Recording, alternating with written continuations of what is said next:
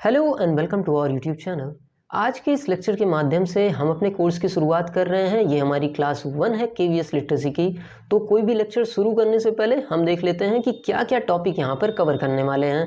तो ये हमारा यहाँ पर टॉपिक कवर हो रहा है कंप्यूटर का इंट्रोडक्शन। तो मैंने इंट्रोडक्शन से रिलेटेड 10 पॉइंट निकाल लिए हैं। सबसे पहले हम देखेंगे कंप्यूटर क्या होता है, ये तो ज़रूरी है क्योंकि कंप्यूटर पढ़ रहे हैं तो क्या होता है समझना ज़रूरी है। फिर कंप्यूटर के भागों के नाम, उसके बाद जो चीज़ हम पढ़ रहे हैं उसकी विशेषता क्या है, उसकी सीमाएं क्या हैं, उसकी संरचना कैसी है, हार्डवेयर की संरचना कैसी है, मतलब बाहरी तौर पे उसकी संरचना कैसी है। उसके बाद बात करेंगे कि कंप्यूटर मेमोरी क्या होती है, मेमोरी की यूनिट्स क्या हैं, इकाइयाँ क्या हैं। उसके बाद हमारे कंप्यूटर का इस्तेमाल क्या है, एप्लीकेशन क्या है। उसके बाद कंप्यूटर को हमने किन तरीके से डिवाइड किया है। कंप्यूटर को डिवाइड किया गया देखिए कार्य पद्धति के आधार पे और आकार के आधार पर, और ये क्या क्या डिवीज़न है इसको भी आज हम देखने वाले हैं। तो ये 10 पॉइंट हम यहाँ पर कवर करेंगे और इस लेक्चर को अगर आप पूरा देखते हैं तो कंप्यूटर की बेसिक जानकारी एकदम से आपको मिल जाएगी। भले ही आप केवीएस का एग्ज़ाम दे रहे हों ना दे रहे हों, बेसिक लेक्चर के लिए इसको बहुत ही मेहनत से हमने बनाया है। ये आपके लिए बहुत ही इंपॉर्टेंट होने वाला है लेक्चर। बढ़ रहे हैं पहले सवाल की तरफ, कंप्यूटर क्या है। तो चलिए बताइए कंप्यूटर क्या है। तो हम बचपन से सुनते आ रहे हैं कंप्यूटर, और बहुत से लोग सुने भी होंगे। कंप्यूटर जो बना है वो किस शब्द से बना है, कंप्यूट शब्द से बना है। और कंप्यूट का मतलब क्या होता है, गणना करना होता है। कंप्यूट का मतलब क्या है, गणना करना, ठीक है। इसीलिए इसको क्या कहा जाता है, गणक या संगणक भी कहा जाता है, ठीक। तो जो सबसे पहले कंप्यूटर बना था उसका काम ही था कैलकुलेशन करना, इसीलिए इसका नाम क्या पड़ा, कंप्यूटर पड़ा। पर जैसे जैसे समय आगे बढ़ा, आज के समय आप देखिए कंप्यूटर का इस्तेमाल हर जगह पे हो रहा है। आप जहाँ पर हमारी वीडियो देख रहे हैं वो भी एक कंप्यूटर है। वो मोबाइल हो सकती है, लैपटॉप हो सकता है, कंप्यूटर हो सकता है, लेकिन वो है एक तरीके का कंप्यूटर ही। तो ये चीज़ हम समझ लेते हैं कि कंप्यूटर बनाया गया था कैलकुलेशन करने के लिए, पर उसके आज के दौर में अगर पूछे जाएं तो कई सारे काम हैं, जैसे ईमेल भेजना, गाने सुनना, कोई भी वीडियो देखना, कोई भी आपकी हॉस्पिटल में काम हो, रेलवे के काम हो, तमामों काम हैं वो आपके सब कंप्यूटर से हो रहे हैं। इतना तो शायद सबको ही पता हो। एक चीज़ याद रखिए कि जो इंसान कंप्यूटर को यूज़ कर रहा है उसको कहते हैं यूज़र, ठीक है। तो आप अभी मोबाइल यूज़ कर रहे हैं तो आप क्या हुए, यूज़र हुए। अगर आप डेस्कटॉप यूज़ कर रहे हैं तो आप क्या हुए, यूज़र हुए। और जिसने उस कंप्यूटर के प्रोग्राम को बनाया है उसको क्या कहते हैं, प्रोग्रामर कहते हैं। समझ में आया। जैसे आप YouTube देख रहे हैं तो YouTube को जिसने बनाया होगा, प्रोग्राम किया होगा, उसको क्या कहते हैं, प्रोग्रामर। और आप क्या हैं, यूज़र हैं। ये दो चीज़ आप याद रखिएगा। बढ़ रहे हैं अपने अगली स्लाइड की तरफ। हमारी अगली स्लाइड क्या है कि कंप्यूटर के जनक कौन है। अब कंप्यूटर का एग्ज़ाम है तो ये सवाल तो बनता ही है पढ़ना कि कंप्यूटर के जनक कौन है। तो कंप्यूटर के जनक कहा जाता है चार्ल्स बेबेज को। ये बहुत बार आपने सुना होगा। एक और चीज़ मैंने इंक्लूड कर दी है, कंप्यूटर का फुल फॉर्म। पर ध्यान रखिएगा ये कोई ऑफिशियल फुल फॉर्म नहीं है कि मतलब कहीं ऐसा कहा नहीं गया कि यही फुल फॉर्म होता है कंप्यूटर का। ऐसा प्रचलित हुआ और प्रचलित होते होते ये फेमस हो गया, बस ऐसा ही है। ये कोई ऑफिशियल फुल फॉर्म नहीं है। तो कंप्यूटर का फुल फॉर्म क्या है, commonly operated machine particularly used technical educational research, ठीक। तो ये एक फुल फॉर्म है। ये गाड़ियों के शोर को थोड़ा सा इग्नोर करिएगा क्योंकि ये जगह जहाँ पर रिकॉर्ड हो रहा है वीडियो ये थोड़ा शोर शराबे वाला इलाका है। बढ़ रहे हैं अपने अगली स्लाइड की तरफ। हमारी अगली स्लाइड क्या है देखते हैं कि कंप्यूटर के भागों के नाम। तो कंप्यूटर को मुख्यतः दो भाग में बांटा गया। पहले भाग को हमने क्या कहा, सॉफ्टवेयर, और दूसरे भाग को हमने क्या कहा, हार्डवेयर। अब ये क्या होते हैं, तो कंप्यूटर के ऐसे अंग जिन्हें आप देख तो सकते हैं पर छू नहीं सकते, वो आपके सॉफ्टवेयर होते हैं। जैसे हमारी वीडियो आप YouTube पे देख रहे हैं तो YouTube को आप देख तो ले रहे हैं पर उसे टच करना चाहें कि किस तरीके से है YouTube, तो आप टच नहीं कर सकते। तो YouTube क्या है, एक सॉफ्टवेयर है। पर अगर बात की जाए उस मोबाइल की जिसमें आप ये वीडियो देख रहे हैं, उस मोबाइल को आप देख भी ले रहे हैं और टच भी कर ले रहे हैं, तो वो मोबाइल क्या है, हार्डवेयर है। ऐसे ही कंप्यूटर के वो भाग जिन्हें आप देख लेते हैं पर छू नहीं सकते, वो आपके सॉफ्टवेयर हो गए। सॉफ्ट मतलब मुलायम, जिन्हें छुआ ना जा सके, ऐसा आप समझ सकते हैं। और हार्ड मतलब जो कठोर हो, जिन्हें देखा तो जा सके और साथ ही साथ छुआ भी जा सके, तो वो क्या हो गए, हमारे हार्डवेयर हो गए। आगे बढ़ रहे हैं अपने अगली स्लाइड की तरफ। कंप्यूटर के भागों के नाम। तो कंप्यूटर के कौन कौन से भाग होते हैं, तो कंप्यूटर में एक होता है माइक्रो प्रोसेसर, उसके बाद मदरबोर्ड आता है। मदरबोर्ड मतलब वो हरी कलर की प्लेट होती है जिसमें आपके सब चीज़ रैम रोम जुड़ी होती हैं। मेमोरी क्या होती है? जहाँ पे डेटा स्टोर होता है। हार्ड डिस्क, मेमोरी मतलब डेटा स्टोर करने वाला, हार्ड डिस्क जिसमें परमानेंटली डेटा आपका स्टोर रहता है। मॉडेम होता है, साउंड कार्ड होता है, मॉनिटर होता है, कीबोर्ड माउस होता है। ये सब कुछ अभी एक एक करके हम देखने वाले हैं, एकदम डिस्टर्ब मत होइएगा कि ये क्या आ गया, माइक्रो प्रोसेसर क्या है, तो अभी हम देखेंगे। अभी बस आप नाम सुनते जाइए और पीडीएफ मैं आपको डिस्क्रिप्शन में दे रहा हूँ, तो बस लेक्चर आराम से ईयरफोन लगा के सुनिए। पीडीएफ हम आपको प्रोवाइड करा देंगे, उसके लिए भी आपको मेहनत करने की ज़रूरत नहीं पड़ेगी। बढ़ रहे हैं अपने अगले पार्ट की तरफ कि कंप्यूटर की क्या विशेषता है। तो अब ये चीज़ बहुत से बच्चे नहीं समझते, विशेषता जब भी हम निकालते हैं तो उसकी तुलना कहीं से होती है, और यहाँ पे कंप्यूटर की तुलना आदमी से की जा रही है कि आदमी में ऐसा क्या नहीं है जो कंप्यूटर में है। ठीक, तो विशेषता इस तरीके से निकाली जाती है। तो यहाँ पर कही गई है गति होती है। कंप्यूटर में क्या है, कोई भी काम बहुत तेज़ी से कर सकता है, जाहिर सी बात है, देख भी रहे होंगे आप। एक्यूरेसी होती है, मतलब सटीक होता है कि आप 10 गुणे 10 कर रहे हैं तो हो सकता है कुछ आदमी 99 कर दें, पर कंप्यूटर हमेशा 10 गुणे 10 100 ही करेगा। तीसरा है स्वचालित है, ऑटोमेटिक है कि आप एक बार कर दें तो वो काम फिनिश करके आपको देता है। परमानेंट स्टोर कर सकता है, आपकी फ़ोटो वीडियो देखिए आप रख दें तो सालों साल वो पड़ी रहती है। विशाल भंडारण क्षमता, मतलब काफ़ी ज़्यादा मात्रा में डेटा को स्टोर कर सकता है। आगे बढ़ रहे हैं, भंडारित सूचना को तीव्र गति से प्राप्त करना, मतलब कि कोई आपने डेटा सेव कर दिया, उसको बहुत तेज़ी से ये रिट्रीव कर लेता है, प्राप्त कर लेता है। बहुत ज़्यादा जल्दी में कोई डिसीजन ले सकता है, ये इसको सोचने में टाइम लगता है क्योंकि इसको सही गलत का फैसला नहीं करना है, क्या कहा गया है उसको फॉलो करता है। ठीक है, स्फूर्ति है, विविधता है, कई सारे काम कर सकता है। पुनरावृत्ति मतलब बार बार किसी काम को ये कर सकता है। इसके आगे बढ़ें तो क्या विशेषता हो सकती है? यूनिफॉर्मिटी ऑफ वर्क, कि कोई काम आप आज कर रहे हैं, कल कर रहे हैं, परसों कर रहे हैं, सेम तरीके से वो करके देगा। गोपनीयता है, सिक्रेसी है, आपके काम की सिक्रेसी है। यहाँ पर बढ़ रहे हैं अपने अगले पार्ट की तरफ। यहाँ पर हमने देखा है कि कंप्यूटर की सीमाएं क्या हैं, कि विशेषता तो हो गई, मतलब अच्छाई तो हो गई, पर खराबी क्या है, विशेषता क्या है, इसकी अगर बात कर ली जाए तो क्या होगा। यहाँ पर बुद्धिमत्ता की कमी है कि ये नहीं जानता कि आप क्या कर रहे हैं। जैसे आप मैसेज में अगर किसी को टाइप कर रहे हैं, अच्छा टाइप कर रहे हैं तो भी जाएगा, खराब टाइप कर रहे हैं तो भी जाएगा, बुद्धिमत्ता नहीं है। सामान्य बोध की कमी है कि कोई भी नॉर्मल सी भी चीज़ ये खुद से नहीं समझ सकता, आप जब तक नहीं कहेंगे ये कोई काम नहीं करेगा। इलेक्ट्रिसिटी पर निर्भर है, मतलब बिना बिजली के कुछ काम नहीं होगा।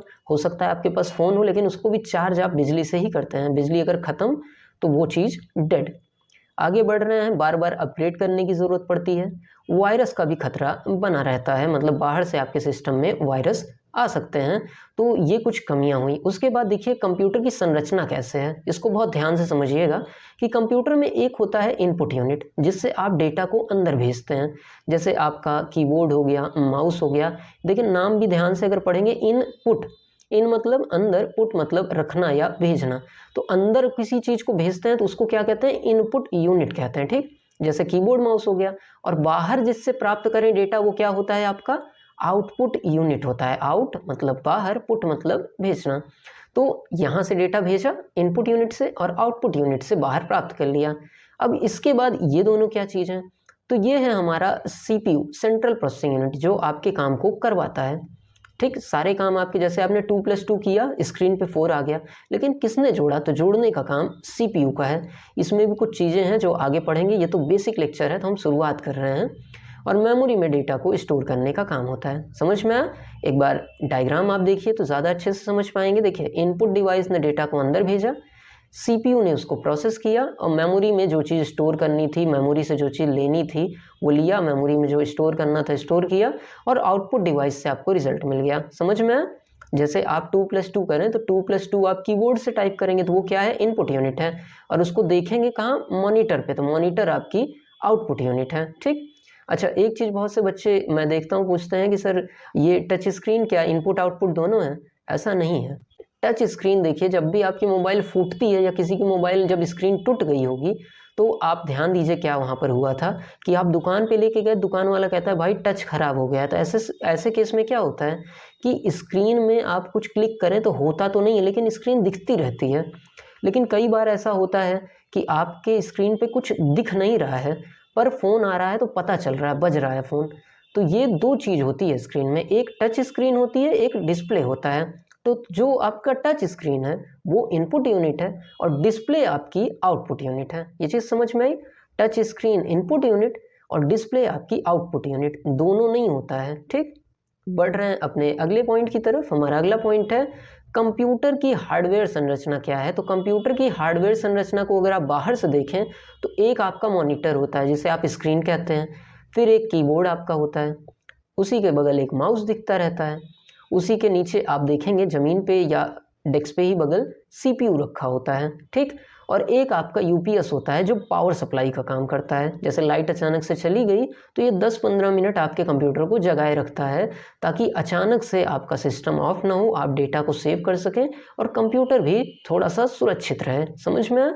तो ये आपकी हो गई कंप्यूटर की हार्डवेयर संरचना। फिर से समझ लीजिए, मॉनिटर, कीबोर्ड हो गया, माउस हो गया, CPU हो गया और एक हो गया आपका UPS। UPS क्या है? Power supply, uninterrupted power supply. ठीक, बढ़ रहे हैं अपने अगले पार्ट की तरफ। हमारा अगला पार्ट क्या है कि कंप्यूटर मेमोरी क्या है। अब मेमोरी क्या है? जैसे आपकी मेमोरी होती है याददाश्त, वैसे कंप्यूटर की भी एक याददाश्त होती है जिसकी मदद से वो डेटा को स्टोर करता है। अभी पिछले फिगर में आप देखिए तो यहाँ पर देखिए CPU डेटा को प्रोसेस तो कर लेता है, पर कोई भी चीज़ सुरक्षित रखनी हो तो कहाँ भेजता है? मेमोरी के पास भेजता है। तो मेमोरी का काम क्या है? किसी भी डेटा को सुरक्षित रखना।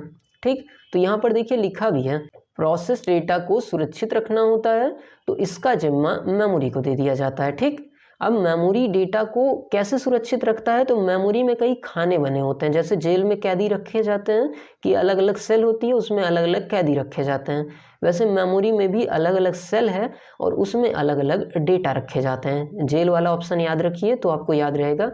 मेमोरी में भी क्या है? अलग अलग खाने हैं और अलग अलग खाने में अलग अलग डेटा को रख देता है। जब जिस खाने से ज़रूरत पड़ती है उस कैदी को उस डेटा को बुला लेता है। समझ में आया? तो ये तो मेमोरी का काम हुआ, लेकिन ये दो तरीके से डेटा को रखता है। एक को हम कहते हैं वोलाटाइल और दूसरे को हम कहते हैं नॉन वोलाटाइल। अब इसमें क्या होता है? वोलाटाइल मतलब होता है कि ऐसा डेटा जो अपने आप से उड़ जाए। उड़ जाए मैं क्यों कह रहा हूँ? जैसे आप परफ्यूम लगा ले हाथ पे, थोड़ा सा परफ्यूम मार लीजिए, कुछ देर बाद देखिए वो अपने आप गायब हो जाता है। जैसे पेट्रोल होता है, कुछ देर बाद अपने आप उड़ जाता है। ऐसे ही मेमोरी भी होती है। कुछ मेमोरी ऐसी होती है जो लाइट जाने के साथ साथ कंप्यूटर से गायब हो जाती है। जैसे आप मेरी वीडियो देख रहे हो, अचानक से आपका अगर फ़ोन टर्न ऑफ हो जाए तो क्या मैं जब स्क्रीन ऑन करेंगे तो फिर से दिखूंगा आपको? जाहिर सी बात है नहीं, क्योंकि ये जो चीज़ चल रही है ये वोलाटाइल मेमोरी पे चल रही है जो कि आपका रैम है। तो जो भी चीज़ कंप्यूटर में बिजली जाने के साथ ख़त्म हो जाए वो मेमोरी क्या होती है? वोलाटाइल। और बिजली जाने के बाद भी अगर रह जाए तो वो क्या है? Non volatile. जैसे आप कैमरे से कोई फ़ोटो खींच लें और बिजली चली गई या आपका वो फ़ोन टर्न ऑफ हो गया तो भी वो आपको फ़ोटो बाद में मिल जाएगी। तो यहाँ से क्या चीज़ समझ में आई कि मेमोरी दो तरीके की होती है, एक होती है वोलाटाइल, दूसरी है नॉन वोलाटाइल। वोलाटाइल बिजली जब तक रही तब तक साथ निभाती है, बिजली जाने के बाद एकदम से ख़त्म।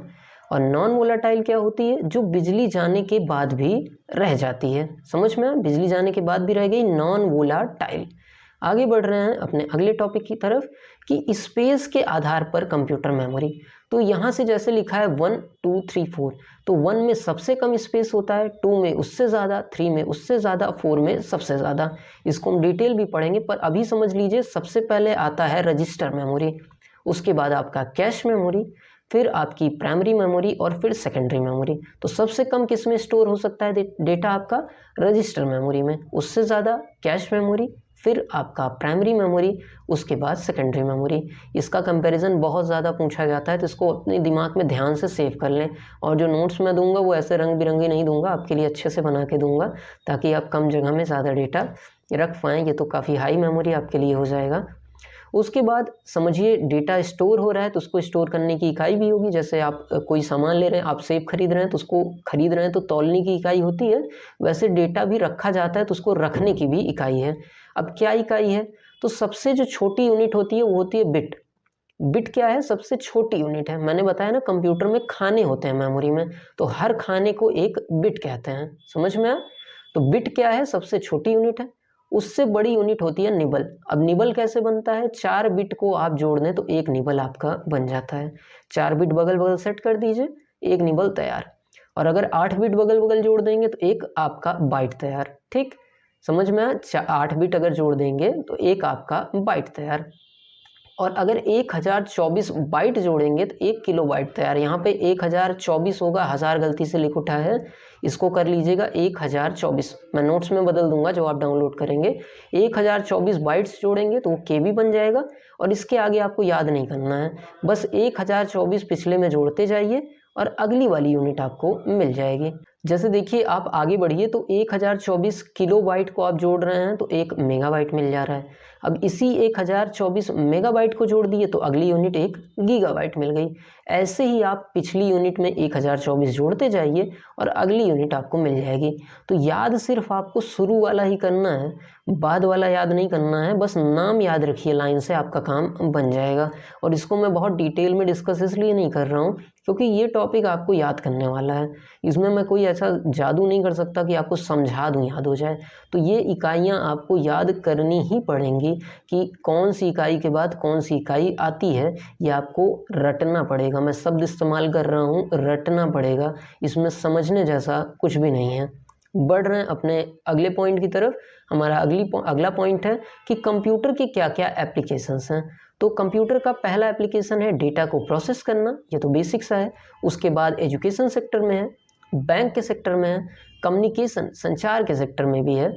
उसके बाद आगे बढ़ें, वैसे एक लाइन में मैं बता दूं कि दुनिया में लगभग जितने भी काम हो रहे हैं हर जगह पे कंप्यूटर का यूज़ है। तो ये तो कुछ लिखा हुआ है कि गवर्नेंस, सिक्योरिटी, कॉमर्स, लेकिन इसके अलावा भी हज़ारों काम आप बता सकते हैं जहाँ पे कंप्यूटर का एप्लीकेशन है। जैसे आप कहीं भी बैठे हों, अपने अगल बगल अगर नज़र दौड़ाएंगे तो वहाँ पे भी कंप्यूटर होगा ही होगा, उसका यूज़ नहीं तो होगा ही होगा। इसके बाद आगे बढ़ते हैं अपने अगले पार्ट की तरफ। देखिए कार्य पद्धति के आधार पे कंप्यूटर का वर्गीकरण। तो कार्य पद्धति के आधार पे कंप्यूटर को हमने 3 भाग में बांट दिया। पहला भाग था हमारा एनालॉग कंप्यूटर। ये क्या होता है? एनालॉग कंप्यूटर वो कंप्यूटर होते थे जो भौतिक इकाइयों को माप सकें। भौतिक इकाई क्या होती है?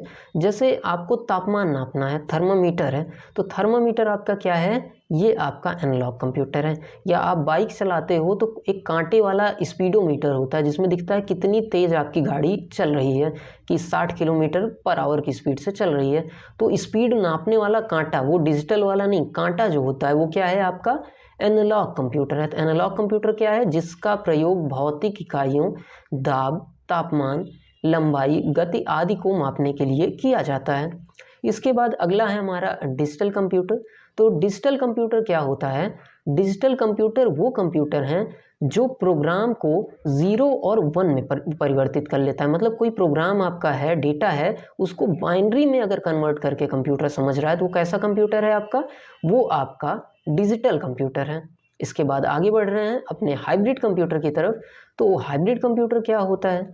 तो हाइब्रिड कंप्यूटर वो कंप्यूटर हैं जो एनालॉग की भी खासियत रखते हों, डिजिटल की भी खासियत रखते हों। जैसे देखिए क्या लिखा है, इसका काम होता है एनालॉग कंप्यूटर से प्राप्त आंकड़ों को डिजिटल रूप में उपलब्ध कराना। जैसे ये तो लिखा है चिकित्सा, मौसम विज्ञान, इसके अलावा जो ईसीजी मशीन है या पेट्रोल पंप पे आप जाते हैं तो वहाँ पर भी जो मशीन लगी है दैट इज़ हाइब्रिड मशीन। तो वहाँ पर भी क्या प्रयोग हो रहा है आपका? हाइब्रिड मशीन प्रयोग में आ रही है। समझ में आई ये चीज़? कंप्यूटर के कितने पार्ट हो गए, कितने टाइप के हो गए? एनालॉग, डिजिटल और हाइब्रिड। और ये किस आधार पे हम कह रहे हैं? कार्य पद्धति के आधार पर ये डिवीज़न है। अगला डिवीज़न किस आधार पर है? आकार के आधार पर, मतलब कौन कंप्यूटर कितना बड़ा है। तो यहाँ ऊपर से नीचे आप जा रहे हैं तो कंप्यूटर का आकार बढ़ रहा है, साथ ही साथ प्रोसेसिंग स्पीड भी बढ़ रही है। आकार बढ़ रहा है, प्रोसेसिंग स्पीड भी बढ़ रही है। तो सबसे छोटा कंप्यूटर माइक्रो कंप्यूटर, उसके बाद आपका आता है मिनी कंप्यूटर, फिर आता है मेन फ्रेम कंप्यूटर और सबसे लास्ट में आता है सुपर कंप्यूटर। आपने सुना भी होगा सुपर कंप्यूटर, जो साइंटिस्ट लोग यूज़ करते हैं। तो माइक्रो, फिर मिनी, फिर मेन फ्रेम, फिर सुपर। और ऊपर से नीचे जा रहे हैं, याद रखिए स्पीड भी बढ़ रही है, साइज़ भी बढ़ रही है, कॉस्ट भी बढ़ रही है, ठीक है, दाम भी बढ़ रहा है साथ ही साथ। तो ये था हमारा आज का लेक्चर। अगर हमारे लेक्चर से आपको कुछ मदद मिली हो, हमारी मेहनत आपको समझ में आती हो, तो हमारे इस वीडियो को लाइक कर दीजिएगा, चैनल को सब्सक्राइब कर दीजिएगा। और हाँ, पीडीएफ जो आपकी है वो डिस्क्रिप्शन में पड़ी हुई है, उसको आप डाउनलोड कर लीजिए, यूज़ करिए। मिलते हैं अगले लेक्चर में। धन्यवाद।